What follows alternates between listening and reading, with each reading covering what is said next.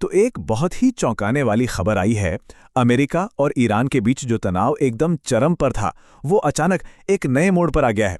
मतलब जब लग रहा था कि 48 घंटे की धमकी के बाद एक बड़ा मिलिट्री एक्शन होना तय है, तभी डोनाल्ड ट्रंप ने ऐलान कर दिया कि अगले 5 दिनों तक ईरान पर कोई हमला नहीं होगा। ये बहुत बड़ी बात है और इसका असर तो देखिए पूरी दुनिया के बाजारों पर फौरन ही दिख गया। तो अब सबसे बड़ा सवाल यही उठता है ना, कि ये जो 5 दिन की रोक लगी है, क्या ये वाकई युद्ध का अंत है या बस एक छोटा सा ब्रेक? इस अचानक आए बदलाव के पीछे आखिर चल क्या रहा है?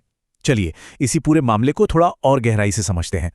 देखिए, कुछ ही वक्त पहले तक सिचुएशन कितनी विस्फोटक थी। अमेरिका ने ईरान को सीधा सीधा 48 घंटे का अल्टीमेटम दे दिया था। मतलब ऐसा लग रहा था कि एक बड़ा मिलिट्री टकराव तो अब होकर ही रहेगा। लेकिन अब देखिए, तस्वीर एकदम बदल गई है। हमलों पर 5 दिनों के लिए रोक लग गई है। और इस रोक की घोषणा का असर फौरन ग्लोबल मार्केट पर दिखाई दिया। जो कच्चे तेल की कीमतें थीं, वो जंग के डर से $110 प्रति बैरल के भी ऊपर चली गई थीं, और जैसे ये खबर आई, वो धड़ाम से $100 से नीचे आ गईं। तो इससे अंदाजा लगाया जा सकता है कि दुनिया ने कितनी बड़ी राहत की सांस ली है। तो अब ये समझना भी जरूरी है कि आखिर हम इस सिचुएशन तक, मतलब युद्ध के इतने करीब पहुंचे कैसे। वो कौन सी वजहें थी जिन्होंने पूरे इलाके को एक बड़े टकराव के मुहाने पर ला खड़ा किया? तो देखिए, इस पूरे टेंशन का जो सेंटर पॉइंट है वो है straight of Hormuz.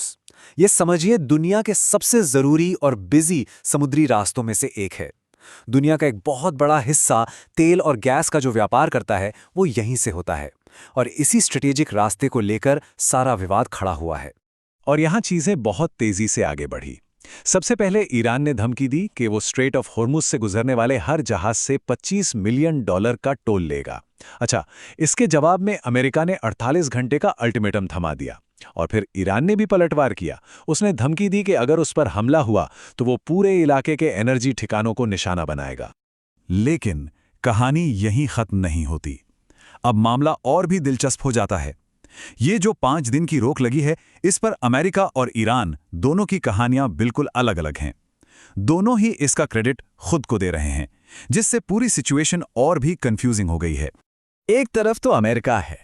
Donald Trump ने सोशल मीडिया पर पोस्ट किया, जैसा कि हम देख सकते हैं, कि हमारी शत्रुता के पूर्ण और समग्र समाधान के संबंध में बहुत अच्छी और उत्पादक बातचीत हुई है।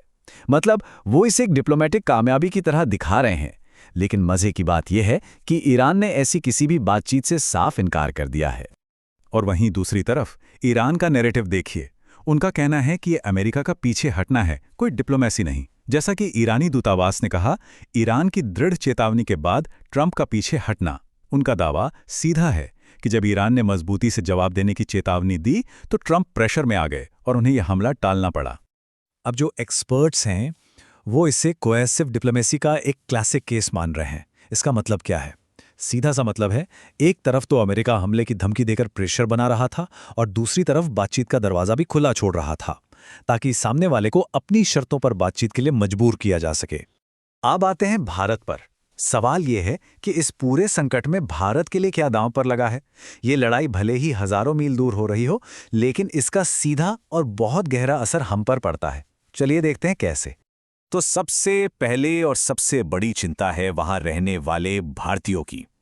वेस्ट एशिया में करीब करीब 1 करोड़ भारतीय रहते हैं, काम करते हैं।